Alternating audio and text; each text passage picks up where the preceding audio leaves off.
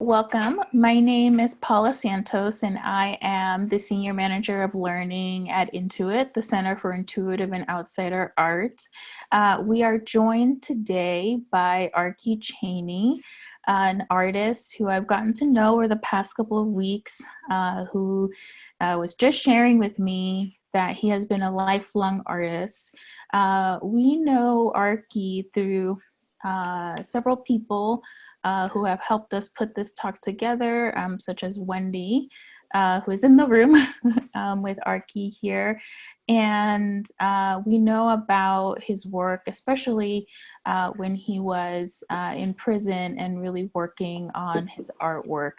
I'm definitely going to have Arkee, of course, speak to his experience as an artist, and also speak to his experience now being, at home, being able to make art in his own space, and all of that.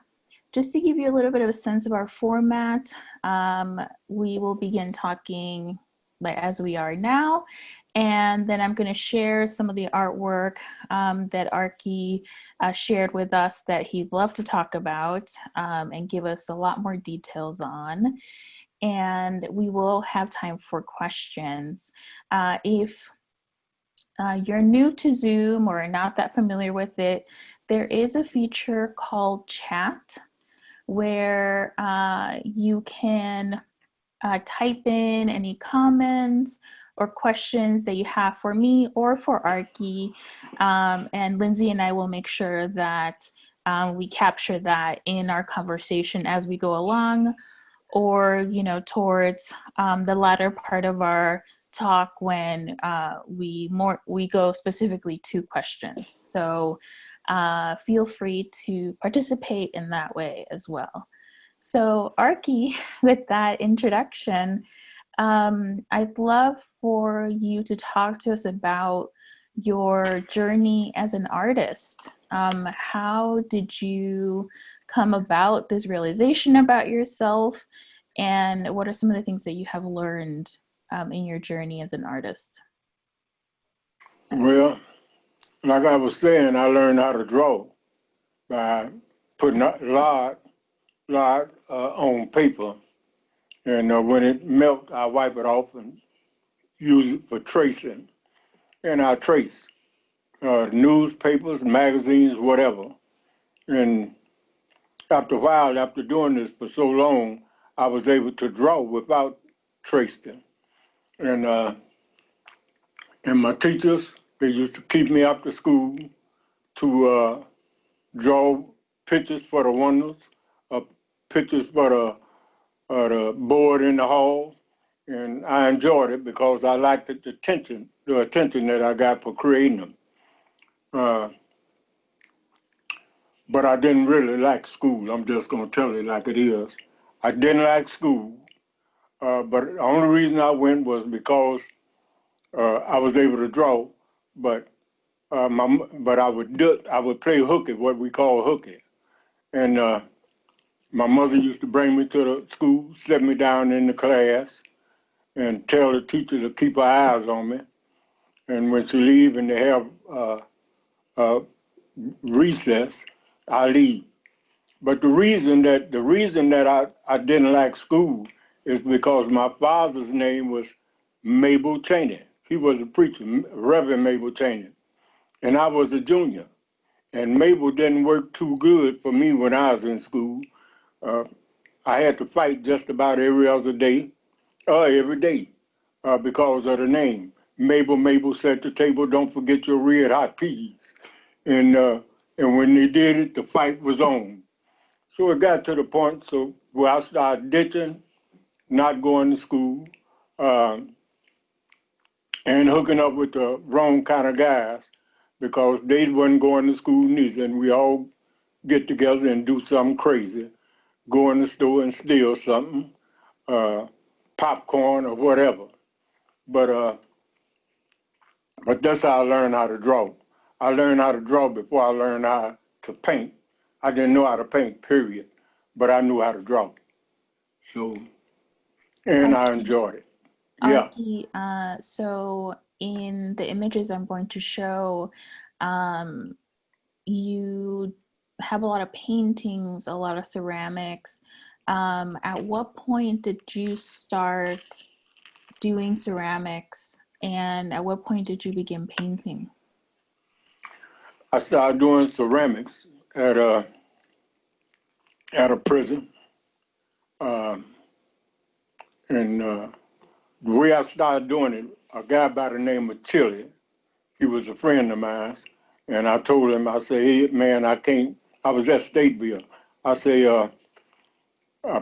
dudes used to walk back and forth by my cell, uh, looking for something to drink or looking for something to smoke. I'm not talking about cigarettes either. And some hooch. And I told Tilly, I say, man, I can't go out like this. I got too much time to sit back and just do stuff like this.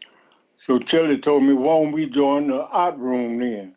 So that's how I got off in the art. I went to the art room and I started drawing there, but I started doing ceramics before anything else. And that's how I got really started in art. It reached the point where I got pretty good on my ceramics. I don't know if you know Dr. Burroughs, but she was the founder of the DuSable Museum.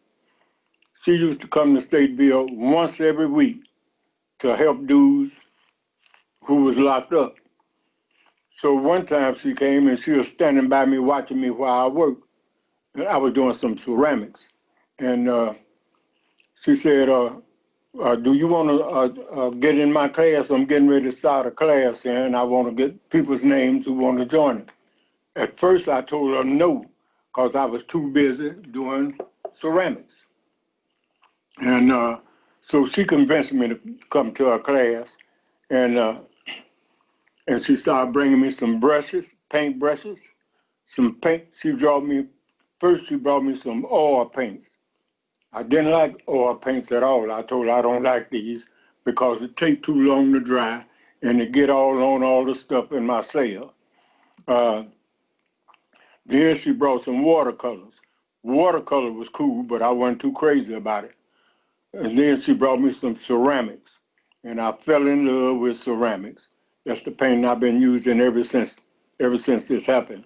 But the way she got me to get good on my painting was whenever I painted a picture, I would show it to her, and she'll say, "Ooh, this is real beautiful. You did a real good job on this."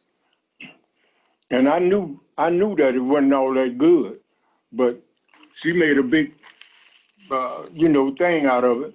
And so I started painting not for myself, but for Dr. Burroughs. I wanted to impress her because uh, she was a good person. And that's how I learned how to paint. Uh, she kept telling me, and then it reached the point where I could paint and do a good job. And I got it from Dr. Burroughs, though.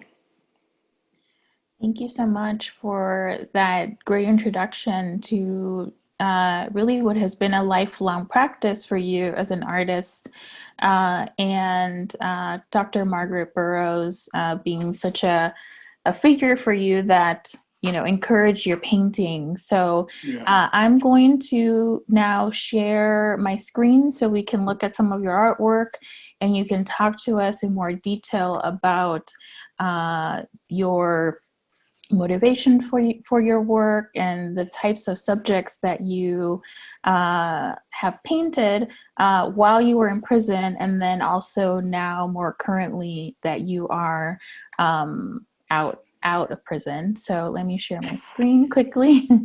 Okay. And we have a picture of you right here. Mm-hmm.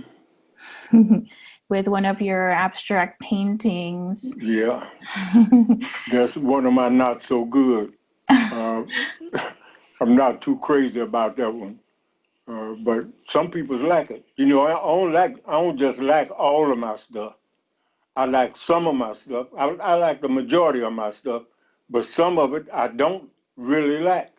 And Now I ask myself, what was I thinking when I did something like this? I don't even know. But I call myself making some flowers on there, but I didn't get the flowers right. So I just put some red in it and see what the red, and people liked it. Some other people, they would like the color, but I wasn't too crazy about it. You know, I like for my work to speak and say something, and that ain't saying nothing but here's some red and some orange and some green. That's all it's saying, nothing else. So, Yeah, but I like I think. say, Uh-huh. people's like it.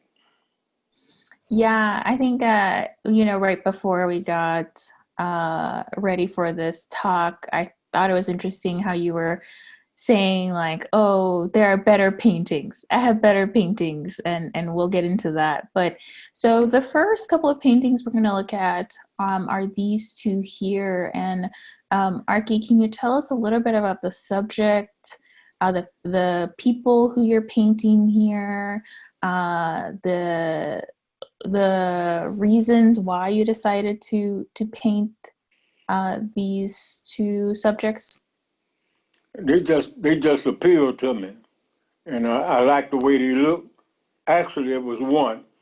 See, you could draw somebody else's stuff, but you have to change it. You can't have it where it's, it's they painting. So the one was the female that I made, and then I made the guy on the other side, on the left hand side. I made that on him, and I enjoyed making it, but it was a lot of work. I do a lot of work with my paintings, but that was a lot of work with what they had around their neck, this and on my head. But I enjoyed it when I got through with it, and the long work was worth it.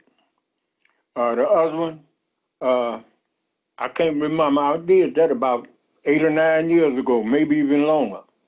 Uh, I think it was in the 90s when I did that one, and I messed up the side over on the brown side with a dark brown. I messed up, but because I wanted it all to be orange, just like you got the orange on the other side.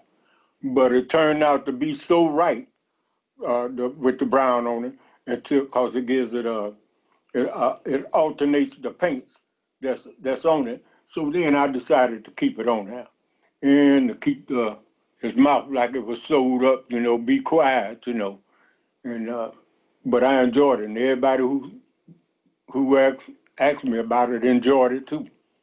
So I like that one. Were there any things that you were looking at that like inspired these paintings? I know that you have mentioned in some other works we're going to see that uh, there's certain, sometimes it's movies, sometimes it's something you see in a book that inspires you. Is there anything that comes to mind for these? For these right here, Yes. yeah, for the one on the left, on my left, and on your right.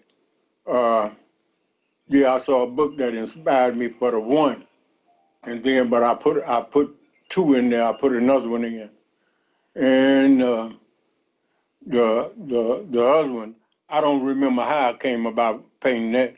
I just remember I painted, but it's been so long ago, and so much other work in between, until I forgot what motivated me to do it.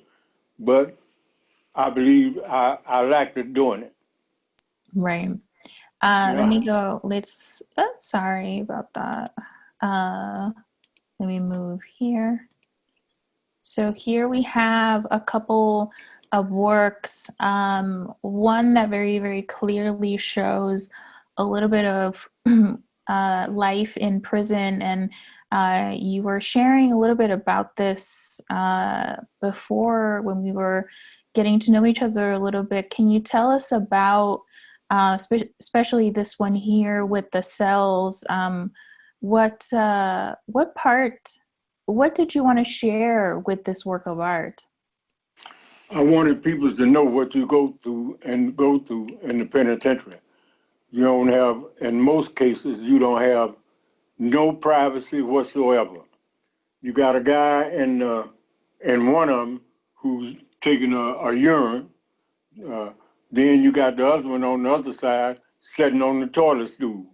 Now, if another dude in the cell with you, he got to smell you setting up crapping, and you gotta sit there in front of him and be embarrassed, sitting on the toilet too.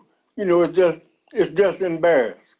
Uh, some guys they'll put a sheet up on the light up on the ceiling to cut it off so they could get in there. Period. Uh, but whoever didn't do that, sometime a female guard would walk by the cell. There you is sitting on the toilet stool. Uh, it was just I wanted people to know about it. I wanted them to know that that's what you. It just make you feel bad, you know. And so I just wanted people to know what was taking place in that one. Yeah. Right. Yeah. I mean, I think the issue of privacy, even in those most kind of intimate moments, you know, like Yeah. it's so, Yeah. yeah. There's kind of a lot of feelings I think for me come about when I think about the who gets to have privacy, right? Yeah. Don't nobody get. Don't nobody get it. But Mm-hmm. I got lucky cause to get out of the sales with somebody, cause I got a job in the tailor shop, and dudes who had a job had one man sale, and I got in one man sale because I had a job, but the job didn't last too long cause I quit. It was making good money for the penitentiary, but I quit because it was getting in the way of my painting, and wasn't no money gonna stand in the way of me painting, whether they sold or didn't sold. It didn't matter as long as I was able to paint. So then I had two salaries again, but I knew that was coming anyway. But I wanted to paint. That's really amazing to me to make that decision, and I'll remember to bring it up again as we keep going. Can you share a little bit about the inspiration for this? I believe is this more of a watercolor you have over here? I don't remember if it's watercolor or not, because it's been so long. I just remember that I painted it. And now you probably asked me about the people trying to get up on the wall or get over the wall, but I only put four of them at first, and then but there wasn't enough people who needed to get up and get a hand up, so I put them all in there. But I got carried away on the guy standing up. I left his head off, on the paint. I wanted it to be be in sight. But it's okay with his head off because hey, maybe he lost his head. I don't know, but it was But I like to paint the painting. I like any painting that I do. Just about any painting, I like it. Not every last one of them, and if I don't like it, I still like it because I created it. Yeah, That's a really good way to look at something that you spend a lot of time on. Uh, yeah, so, looking at both of these works here, one of the things that we discussed as we were getting our talk together was that one of the things that now that you're outside of prison, you're thinking about the people who are still inside. And can yeah. you tell me a little bit about what your relationships are like now with some of the people who you met while you were in prison? Yeah. Okay. Some of the guys was worth getting along with. Not everybody, but Spencer, he ain't got no business being in the penitentiary. Cooper, he ain't got no business being in the penitentiary. It's a couple of more, but I got a bad memory, and I just can't recall well, I'm gonna leave it alone trying to remember the other two. But since I've been out and sold the fruit paintings, I done send them some money because I know when I was in the penitentiary, ain't nobody sent me a nickel. So I was sending them money because they need it. They need it. I sent one dude named Mim. I sent him $40. Coop $20. Spencer $20. And I'm gonna have to write them and tell them to stop telling other dudes that I'm giving you money because they gonna feel like they open the door for me to get if I have to give somebody else some money because of them telling them, well, they gonna get their money. You know, I'm start giving some to some other dudes. But you know, dudes in the joint need a helping hand. Not everybody got somebody out on the street to take care of them or to look out for them. And these are the ones I'm talking. Like I say, Spencer don't belongs in the penitentiary. Ain't no doubt about it.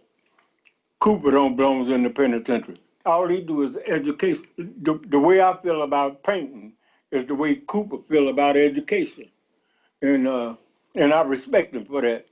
And and Mim used to be a game banger, but he ain't no game banger no more. In fact, he used to call shots for while he was in the joint. I've been locked up 34 years, and he was in the joint about 3 or 4 years before I even came there. So he been locked up a long time, and he don't belongs in the penitentiary. So a lot of dudes in the penitentiary, I'm gonna tell you now that they don't have rehabilitation. They don't care nothing about. I'm talking about these people who run things.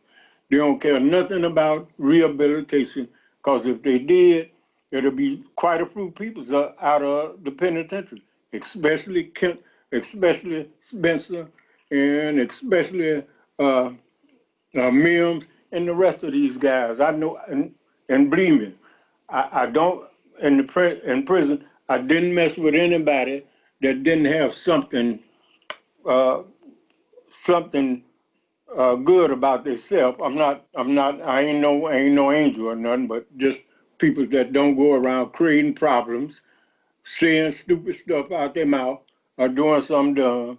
Uh, these dudes I'm talking about that I know they ain't gonna do anything wrong, and while in the penitentiary they doing things that if it was real about rehabilitation, they would be on the street, but they ain't on the street. They still in the penitentiary, and ain't no telling they might even die in the penitentiary, but they belongs on the street.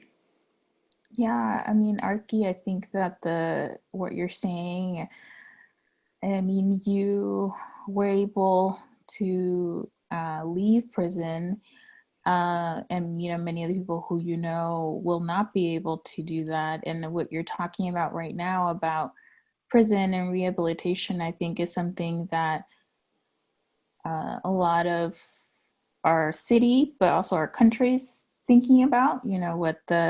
What policing is like, what the prison industrial complex is like, and who it affects, and who it's really there for. So I'm so glad that we're having this conversation. I do want to look at some more of your artwork while we have you here. Can you tell us about these two paintings we're looking at? One here where we do have CPD here, and then we have one here of a lynching. Can you tell us a little bit more? Yeah, well, the one about where the fire is coming out is during a ride of when Martin Luther King was killed.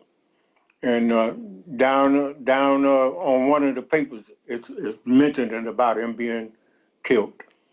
Uh, so that one, that's what if a person have any idea about, I wonder what this thing, what he was trying to point he was trying to make. They'll look at that paper down on the ground, and see that, that's why people went on the ride. In fact, to tell the truth, I went on the ride too.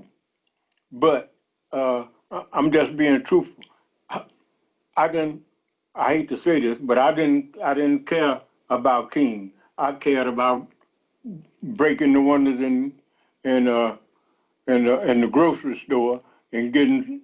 I smoked at that time, getting cigarettes and getting some food, and so it's one of them I got painted. I think I still got it. Is about it's wrong about going in your community and burn things down, because right after the riot they start charging uh, an arm and a leg for grocery. The grocery stores, they start charging so much. I didn't think about it at the time, but later on in prison I thought about it. And the one over on the right hand side in Lynching, I really don't think that need any what's going on with that anyway, because there's a Ku Klux Klan and the boy done got hung, and so what's there to know? It happened, and they took some of my art once. Once I did it, and the uh, I had the Ku Klux Klan burning a brother, and the guards took my painting. After then they started taking my paintings often. They would take my paintings, and I would tell them that I got freer thought. Even though I'm in the penitentiary, I have freer thought. Well, think about these pictures that you ain't gonna get. They be making jokes and everything about it, and and I felt like doing something crazy uh, by messing with my painting, but that wasn't gonna get me nowhere, and I wouldn't be able to paint no way because I'd be in segregation. But they really upset me about taking my paintings, and they How did took it that get because resolved? You said that some guards took your paintings and you really felt like they were yours, and this is something that you work from, day till night on. How were you able to resolve that so that you would be able to keep your paintings? uh, if I write a grievance, it don't mean nothing. Now, uh, the grievance committee ain't nothing but really a joke. That's all it is. Uh, but now they took my paintings one time. I was at Stateville, and they called it the Orange Crush. These are police who come in. They got a gray, orange outfit. They got the helmet. They got all this and sticks, to intimidate you. They came by my cell once. I had about 20 some paintings in my cell, and they sent us over to the mess hall. When we came back, my paintings was gone, and a deputy director named I can't think of his name right now, but it'll come to me. Anyway, he come by my cell. He said, "Hey, Mr. Chaney, you still painting?" I said, "Yeah." His name was Gardinas. I said, "Yeah, I'm painting, but the Orange Crush just took my painting." He said, "What they take it for?" I said, "They just took it because they took it." So he said, "Wait a minute." He left. About a half an hour later, they coming back with my paintings and put them in my cell. And I had some tobacco juice on some of my paintings where they spit it all on and everything. There's some cold-blooded people. They do stuff like that, and they do it because they feel like they got the right to do it, or some old reason. I don't know. But they do that now. They do it with dudes now. They go in their cell and shake it down, take stuff, throw it down on the floor, step all on it. Just they mess the stuff up. Not just your paintings, but just about anything. Right. So It sounds like it's just to be cruel. yeah, The that's all it point is. is cruelty. The reason they did it to me was because of what I painted. Some dudes paint and they didn't mess with none of theirs, but because of what I was painting, they took my paintings. Mm-hmm. Yeah, that's the Let only me, reason I come to. thank you for sharing that. I think when you first shared that with me, I found it to be abominable, but it Yeah, sounds like it was par for the course in prison. So these paintings, I thought it was really interesting because when we were talking earlier, you thought that you really wanted to share these paintings with us here. So can you talk a little bit about the one we're looking at here with, I believe these are Egyptian hieroglyphics, is that right?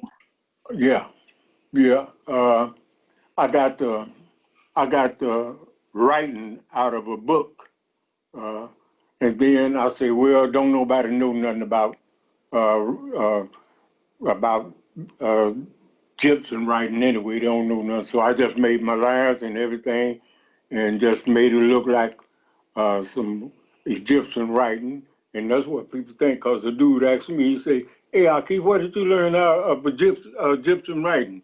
Then I said, "Oh man, I've been knowing how to do it, but I was just doing just putting stuff on the painting, and they look like Egyptian writing, and some of it do look like Egyptian writing, and so that's how I got that on. But I painted the dude, had the dude on there, but I painted uh, gypsum writing, just made it up. Some of it I didn't make up, but a majority was made up. Yeah, Yeah, I recognize some of it, right? Like some of it's like, this is the Eye of Osiris. yeah, Uh, and and so some of it is I pretty can't see it now. legible. Huh? um, so here we have a painting that I think is a group of people who are protesting. Did you make this while you were in prison, or was this a more recent work? Yeah, I was in prison. That's what I'm saying. They ain't like nothing I was doing along those lines.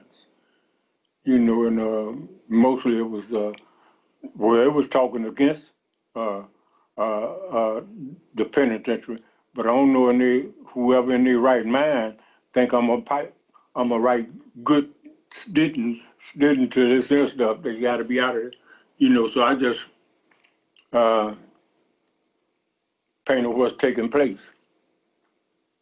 Is Yeah, this and if I wait, is and this if I, recent, huh? or is this recent, or is this from protests from many years ago? Do you remember? I see that it says Black Lives Matter, so it was probably within the last 5 years, right? Yeah, but a lot of those, you- I look at a lot of news. I even look at it now while I'm out here, but I get a lot of ideas from the news, and I put them in the paintings of what's happening, uh, and about all that writing, just about all of it speaks about what's taking place right now, right taking place today. Ain't nothing changed, but that's what I do. I do it like that. Yeah, So here we have another painting where we're taking a little bit of a different turn into the subject matter, where I think this is an alien, right? Can you tell us a little bit about the yeah. story of this painting and how it came about? Well, I saw a picture once. It was about Moses, and I forget the dude who was starring in it, but he was riding around with horses tied to his thing, and but anyway, if you look in the uh, Genesis in the Bible, you'll see that, and this was taking place on the picture too, that a bush was burning, but it didn't burn up. Uh, uh, you throw a rod down on the ground and it turned into a snake. Just pick it back up and it turned back into whatever it is. Uh, but I believe that we ain't the only ones in the universe. Earth ain't the only one. There's other places out there. So I believe if you read the Bible and check the Bible, you'll find that they call it chariots. That was smoke coming out of it. It was flying across the sky and everything. So they didn't know how to say spaceship. So they just called it a chariot or whatever. And but if you read the Bible, you'll find that a lot of that was taking place. So the bush uh, not burning, uh, uh, throwing the thing down on the ground, the staff, and then coming down with some writing on it, coming down off Mount whatever it was, with write on the tablets, and this was the law now. But what he ain't no, it was some lightning that came in and did this. But I believe that we ain't the only one in the universe. I believe it's some and I'm gonna tell you something. I know this crowd sound crazy, and and I really don't want to say it because it sounds crazy. But when I was a kid, I felt like some was in our house. This was in Allgill Gardens. You know where Allgill Gardens is? Well, anyway, it's out on 133rd and stuff like that. Anyway, I was a kid, and there was something, and everybody in the house was asleep, and there was something down in the kitchen, and I never checked on it because I was scared to go down there. And then, but somebody came up the stairs and looked over my bed. You could look out and see the stairs, and you could see him looking dead at me out the stairs. And he really didn't look like he was a human being. And I put my head under the cover, and after a while, I wanted to go in there and wake my mother up and tell her, I was a little shorty. And but I finally went to sleep. But I was scared about who came in the house, who was down in the kitchen messing around, and who and what was this standing peeping around the corner in the bedroom, peeping at me and looking like it was looking to see if I was woke, you know. And I always had that, and I always remembered it. And I think that well, I ain't gonna even say I met somebody who up from outer space, because people will look at me like I'm crazy, But I believe that there's some people who came to the earth. All through the Bible is in it, and the preachers don't even preach it. People don't even say it. But I unread a lot of the Bible. Like I say, my father was a preacher, and I would read some, sometime. I didn't have no preacher in me that was dead. But, I honestly believe that Earth done been visited by people who come in flying saucers. There's another thing that they made. It was a picture that they showed every week about this flying saucer come through the earth. And so I'm gonna leave that alone because you're gonna think I'm crazy in a minute. Well, I'm I not definitely crazy. don't think you're crazy. I think there's a lot of people who believe Yeah, there's definitely life other than life on Earth. So yeah. you probably can find people who'll be right there with you. I'm glad you brought up your father because this painting, I think, Yeah, tells a little bit about some of your memories or some of the story, right, of your family. yeah, So, yeah. can you share a little bit about your background, about maybe those, early years of your life and what you wanted to share with us here with this painting? Okay, that's every year when school was out, me, my brother, and my cousin would go down to Memphis, and so I go to my father's house, and that's him on the porch. But actually, he smokes cigars. That ain't the one. I got two of them. That ain't the one with cigars he be smoking. And we used to play games like uh, last night before, 24 robins at my door. I got up and let him in, and so forth. I don't remember all But anyway, we would play this inner game and hide over by the outhouse. Let me tell you about the outhouse first, though. I hardly ever went to that uh, uh, to that help to use the bathroom. I go over in the woods somewhere because he had a lot of trees around. But I thought a snake might be there and reach up and bite me on my butt. Else a spider, because spiders was in there. A spider might just bite me.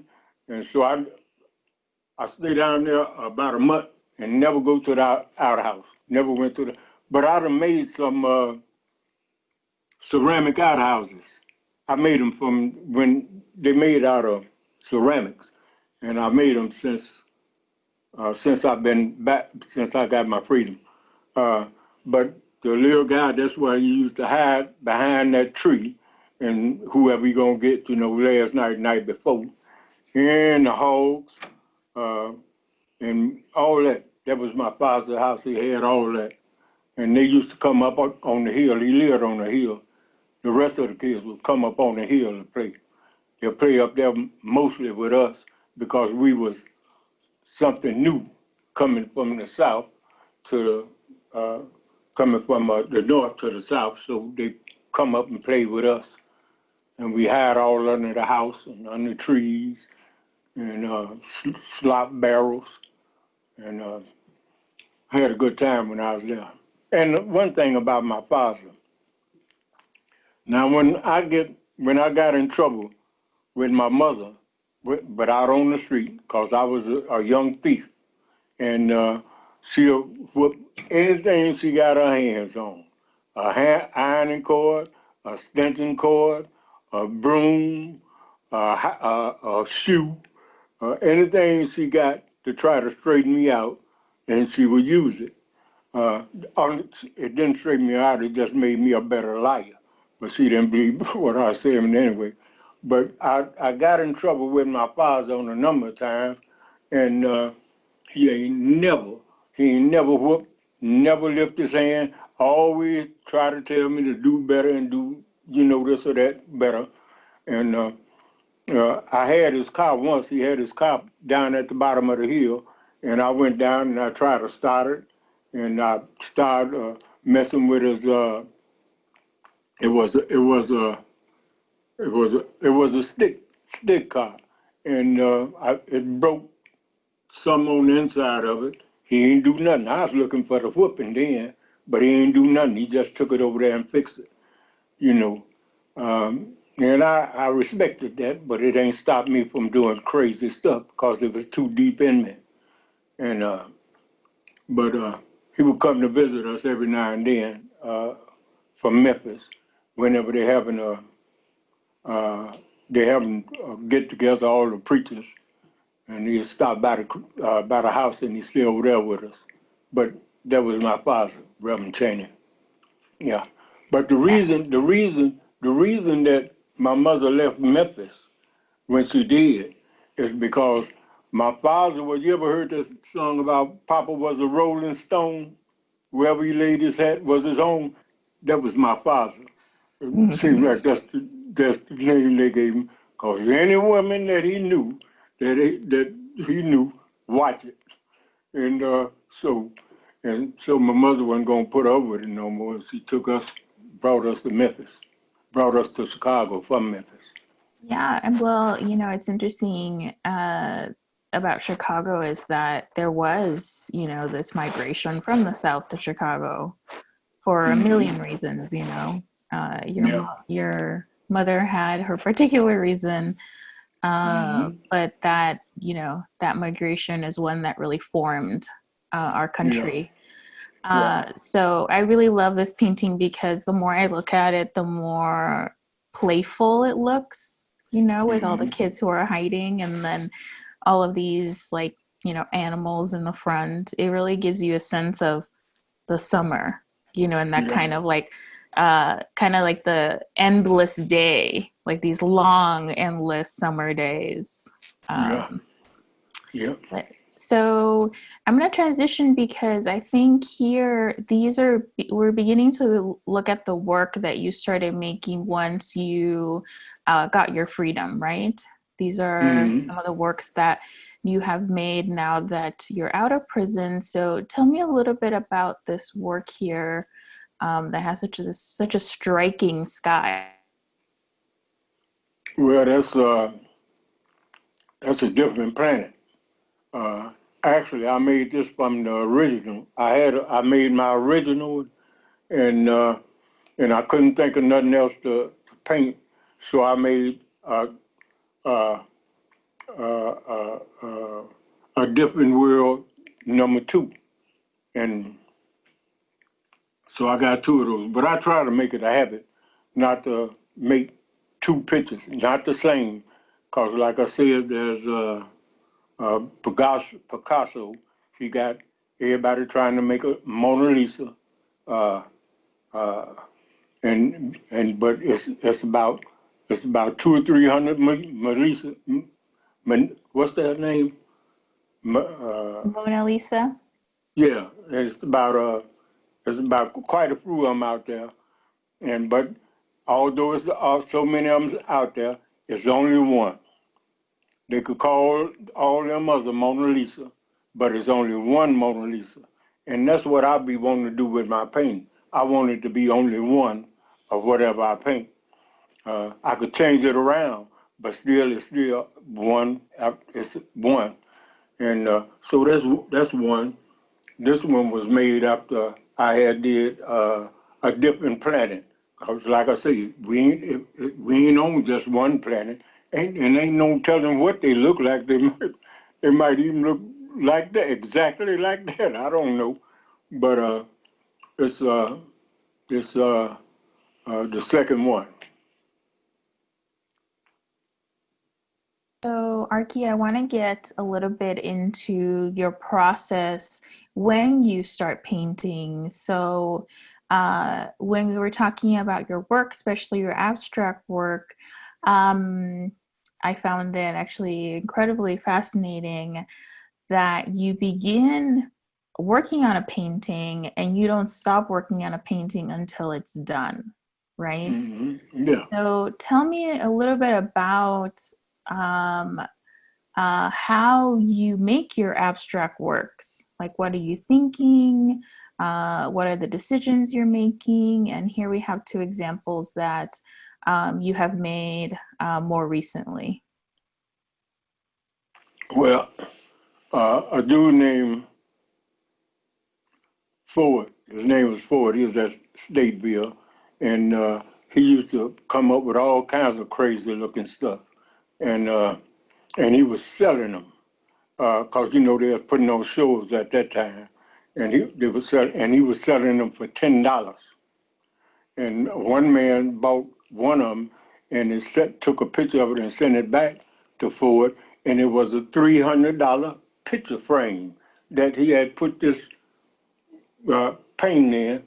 And so I said it might have something to it if they're going to do this now.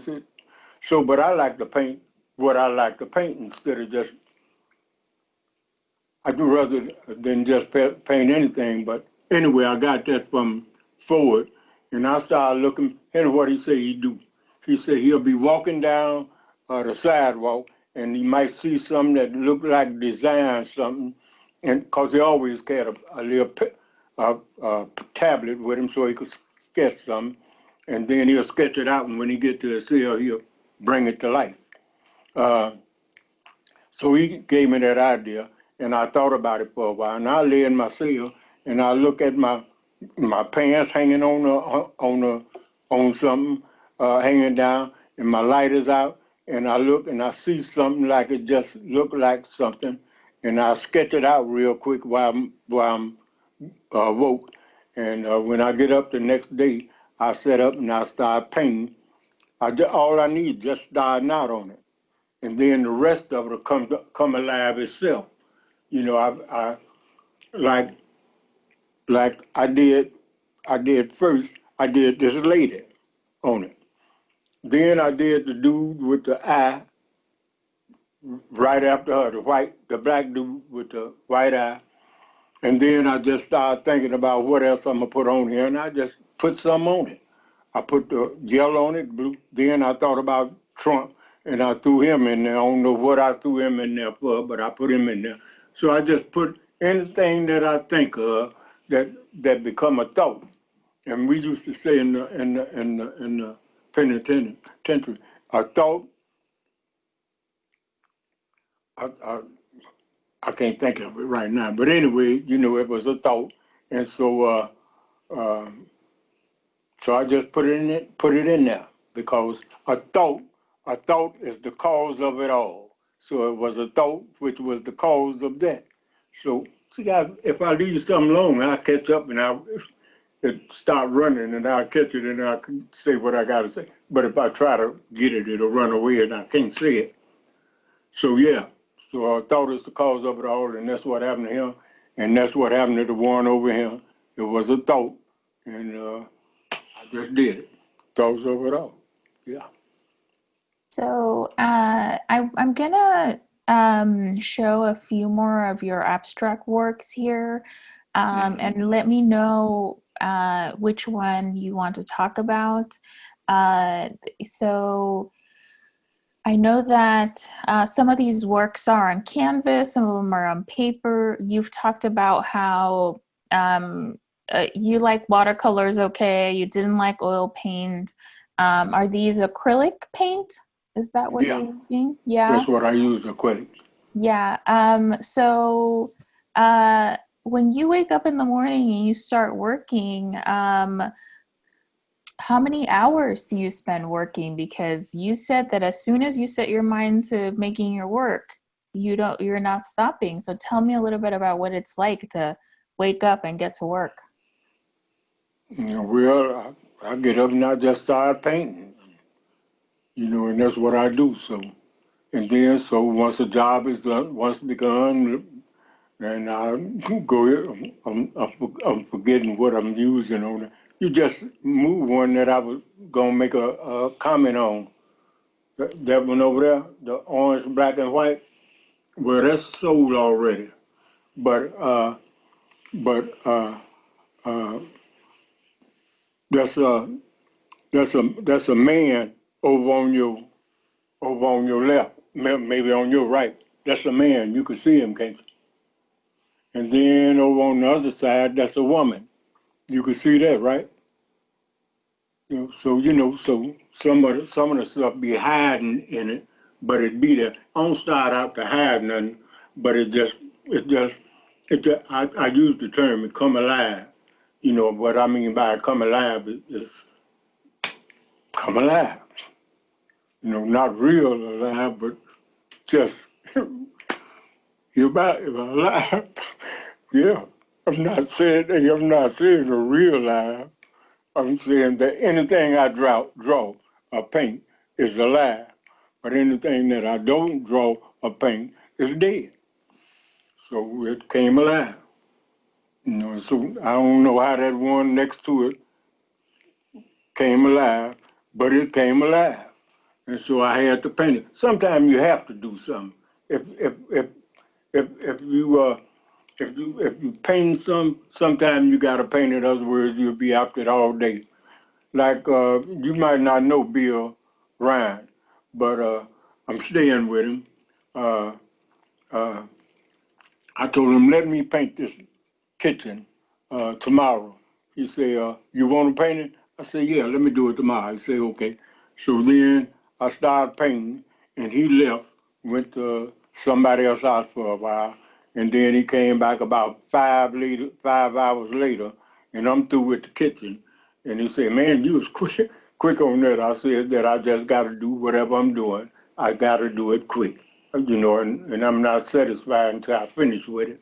Whether that be a painting in a house, a painting on a painting, whatever it is. If I start messing with it, I gotta finish it. And I don't know what's this over here, the yellow, red, and blue that I made. I know it's a lady, I know it's a female, and I know there's a dude over here. It's a dude, but It just came alive. That's all. You know, it wanted to live, and now it's alive. Yeah. I'm not talking I about like to think real about that. alive. I'm just talking about alive. Right. Yeah. Yeah. So let's see. So here's another work where you are painting more silhouettes, which some of them look like people, and Yeah. They um, are. Every last one of them is a person, except from over on the right hand side by the hook, like it's out by itself, and the leg down there, but it's got a head on it from the top of it. Uh, and then the dude on the very top. Then you got another guy. I don't know what kind of shape he is, but it's a dude. Then this is the dude next to him. And then right up down under him is a female. And the back. And then you can see these things. If you look at them, you can see them like you can see the female. Uh, you can see the head on this leg looking thing, and the dude over here is stooping down. Uh, you could see most of it, and we pulled into a garage once, and you was with us, and something. I saw something in the wood that could make a good painting, and some people don't see. And you know how come they don't see? Because they don't look. If you look at something, you can see it. If you don't look, you'll never see it. So I look at a whole lot of stuff, and it might not be exactly the way other people see it, but I see it because I'm looking at it. Yeah. I I love hope that that. makes sense because I see you smiling. No, it Yeah. makes sense because so I am an art educator and I struggle a lot with whether it's kids or young people or adults, I struggle with getting them to pause and to really look.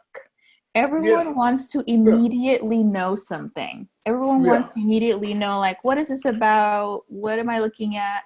Yeah. Instead of taking a minute And look and, at it. and See what you looking. see. Yeah. Yeah. Yeah. So that's right. So that's the words of artists.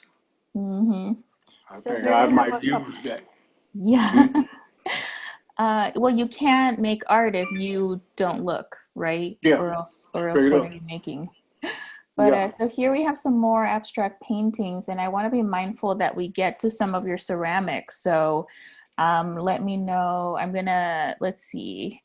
I want to get to some of your ceramics so we can talk about one of the things that you told me you really, really love to do right now, which is um, these sculptures. So tell me a little bit about these works that you're working on right now. I believe you call them tikis. Is that what you're calling them? Yeah. Yeah. They tikis. They used I got made for me of tikis in 1960 something. I mean, yeah, 1960 something. Might have been 1968, somewhere around there. But those were tikis, and they're supposed to have some kind of effect on you, and some people just wear them for jewelry or whatnot. Uh, but I bought one once before I started messing, even knew anything about uh, uh, ceramics. Theirs was plastic, the one that I bought, and I wasn't doing no work at that time when I first saw them. But then, when I can't think of nothing to do, I make me some ceramics, anything else. In fact, I'm gonna make some tomorrow, and but I'm gonna make them bigger and better. But they ain't gonna be too big because you put it around your neck. You don't want no great big something hanging around your neck. So I'm gonna do another. I made this guy over here, this nut, and uh, uh, I wanted to get the impression that he was a nut that out of his mind, but I ain't get it right. I'm gonna do it right when I work on it, 'cause I got his mouth all over to the side and everything. Ain't never saw it like that. His eyes all wide. I ain't never saw him like that. I want to get him so a person look right at him and say, "Hey, President," yeah, right off the bat, you know. So I'm gonna make some more. I made some more tickets, but I ain't make no more of him. I made about 12 more. You know, they're gonna be fired in the kiln. They ain't been in the kiln yet, so they will be, and they'll be alive. You know, although it'll be hot, they'll be alive. Yeah. So are these the outhouses you were talking about? I think I recognize it from your painting, right? No, These. that's the first thing I made when I got out. Okay. And my making things together was really, it was really bad. Because you could look at the houses and see that they in bad shape, real bad shape. But it had been so long until I messed with some, and I was so anxious to make my stuff until I made some garbage, really. Uh, but now I made some more, and they see my father had if you saw in that picture, the one over the other was one of his outhouses. So I knew about outhouses. I didn't never go in there to do anything, 'cause like I say, a snake or a spider might bite you, and you know why you got your butt down on the hole, you know. But now if I made one that look like a real, which I have made some, look like a real outhouse. These is much better, and I'm better now, but I'm gonna get much better than I'm better. You know, the more I do, the better I get. Yeah. So Arkee, we were talking earlier about the fact that Donald Trump shows up in your work. I believe I've seen at least 3 Donald Trumps in the work that I've shown today. Uh, why is he coming up so much in your work right now? 'Cause you're a nut, and I want everybody to know you're a nut. You know, I got one where it fell off the wall. That's on the painting though. And they couldn't put him back together, but he looked like an eggshell that done broke in half, you know. And you know, uh, people recognize him, even though he ain't looking like Donald right now, but they recognize him just by him sitting on the wall and just by his hair over to the side. So, you know, but I got some better ones. I'm supposed to get these better ones. I got better work. So I got better with it. And so I'm making them look better. You know, I had went years, I'm talking about years, maybe 7, 8, 9 years, I couldn't mess with no ceramic, with no clay. Couldn't mess with it.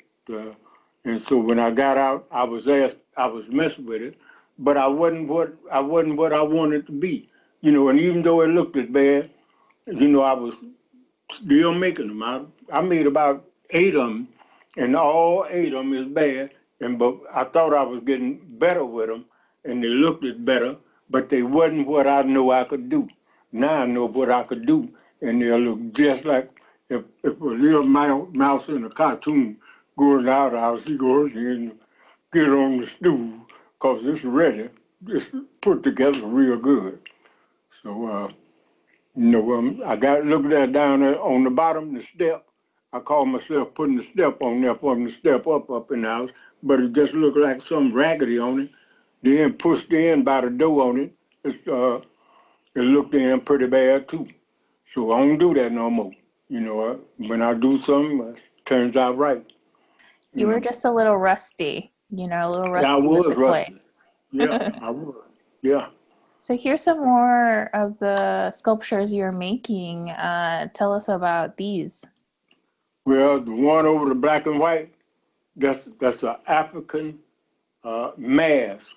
You know, it's an African mask. I got an African book that I got, and so it's got a African mask, and it's looking something like that. But I changed some of the stuff.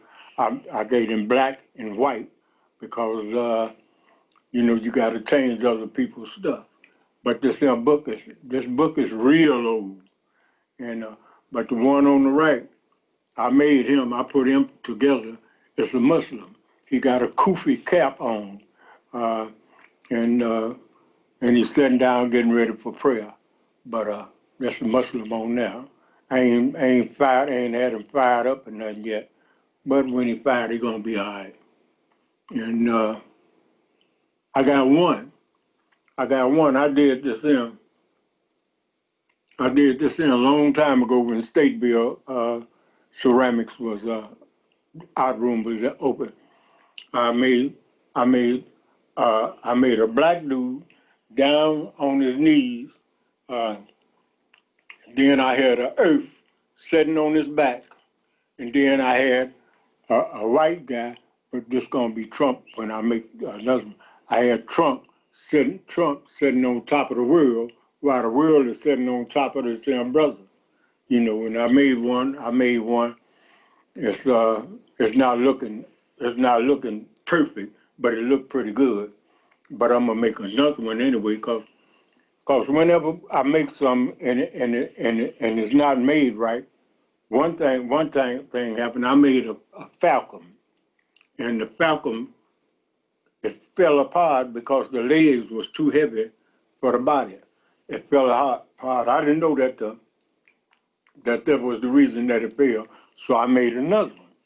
And then I come back down to the basement, and it done fell apart too. The legs, the same place.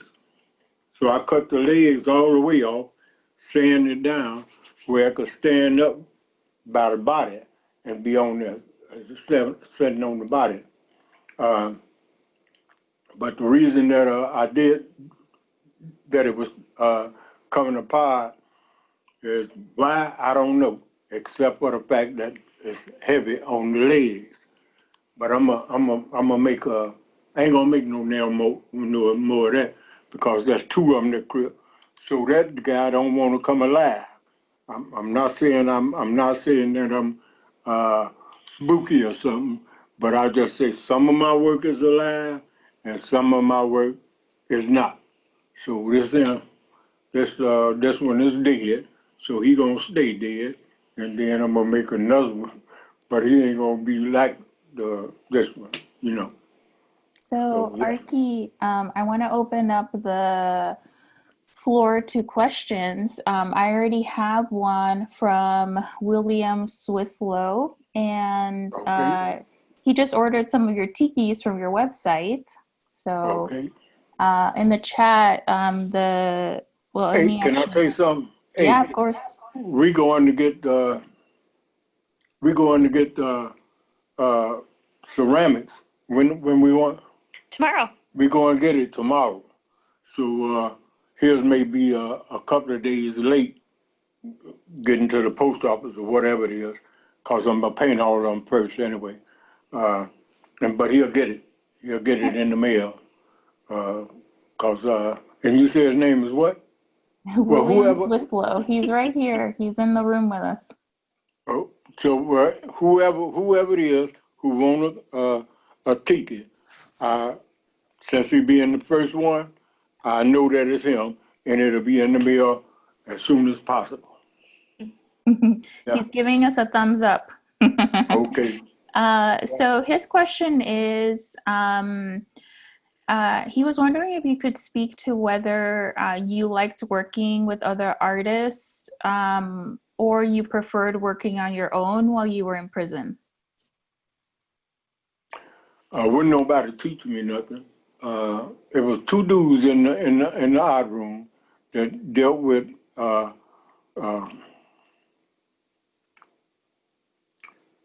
ceramics. It was two of them in the art room who worked with, beside myself. One of them name was Masonette, and he was brilliant when it came down to him doing stuff with well,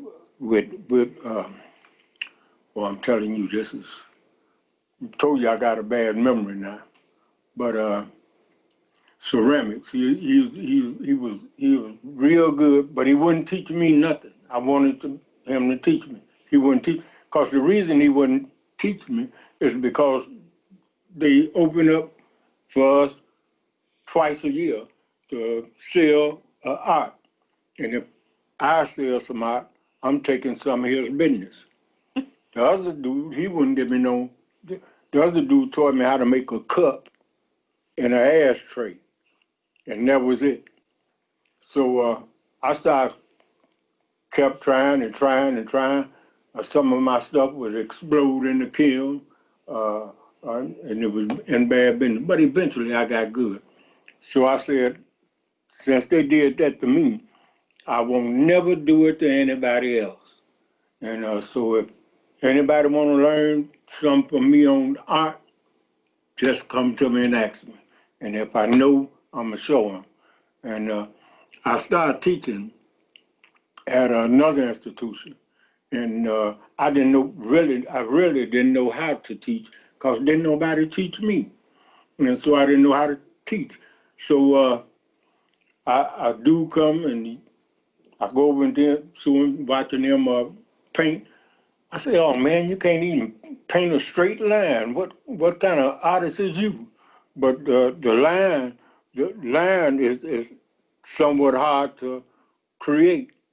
And but I thought about how Dr. Burroughs taught me by by by telling me, oh, that's beautiful work and this, you know, she gave me compliments all the time.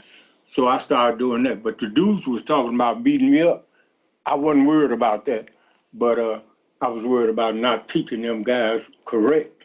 And so I took a page out of Dr. Bill's notebook and I started telling them, giving them telling me, man, this and then I tell the dude, he say, what would I paint this in, Arkee? I say, well, paint it polka dot. And he said, polka dot, that, man, that ain't done. I say, well, what you gonna be then? And I say, painted orange. Oh man, that ain't, well, what color do you want it to be? Blue gonna be a good color. Okay, you got it, painted blue. You know, let him make up his mind themselves. But yeah, I like teaching. I like to teach. But if anybody come to me and ask me, Arkee, how I do this and how I do that, and if I know how to do it or not to do it, how to do this or how not to do it, I'll let them know. Arkee, that reminds me that you are now, you have this space or you have this idea that you want to be able to invite people to come see your work and also potentially like teach art classes. Can you tell me a little bit about this idea that you hopefully will be able to do? Well, Bill you don't know Bill, but this guy named Bill, you know, when they let these dudes out the penitentiary like myself, you got to have somewhere to go to stay. So I'm staying with Bill, and he got this garage, and we're going to turn it into a studio as soon as this stuff, this disease break up. And then I'm going to try to, any dude, my first priority is any dudes who getting out the penitentiary and need a job, and if I'm in a position to give them a job, I'm going to give them a job. You know, doing painting and ceramics, you know, so that's what I want to do. You know, I don't want to see nobody in prison because I know what's to it. And if I don't like it, they don't like it neither. So if I could help them get out of that situation, I do it. And I want to do it, you know. So are there any other questions for Arkee? While we have him here, we have a little bit more time while we're here together. Arkee, also, is there anything that you wanted to say that you didn't get a chance to talk about as we were going through your life as an artist?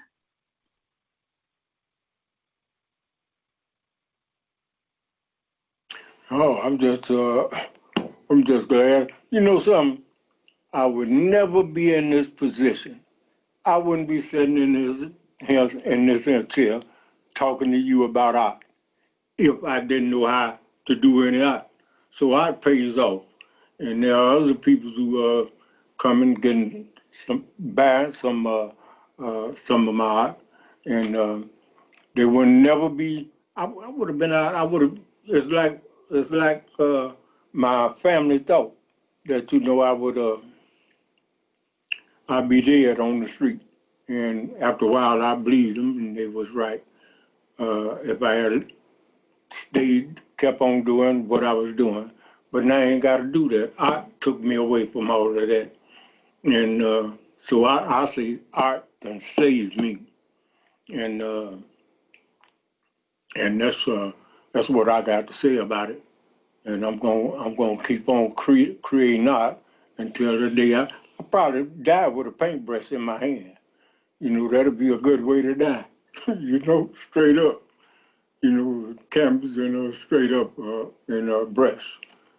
Whenever that happens, that's the way I want to go out, doing what I love doing. Yeah. Well, hopefully, you get the support that you need from people who look at your work and want to buy your work. I'm already hearing in the chat that people are purchasing your work and they're very happy to be able to have some of your very special paintings, special tikis and ceramics. So I'm glad that we've been able to share this time together. I don't think we have any more questions. So I'm gonna let you go and have the rest of your evening, and hopefully you'll have a restful night, Arkee, and I'm sure we'll be in touch Okay. as you continue to work and continue to just talk to us all about this journey that you're on. Okay. Okay. I'm on a journey of becoming a great artist. That's what I want to do. Exactly. Yeah. So thank you so much. Thank you to everyone who spent their evening with us. Thanks you to all of our supporters, individuals, members, foundations who support our work. Thank you to Arkee and to Wendy Bloom, who's off screen, who helped put this all together. And I hope everyone has a really great night. Okay, thank you. Bye. Okay.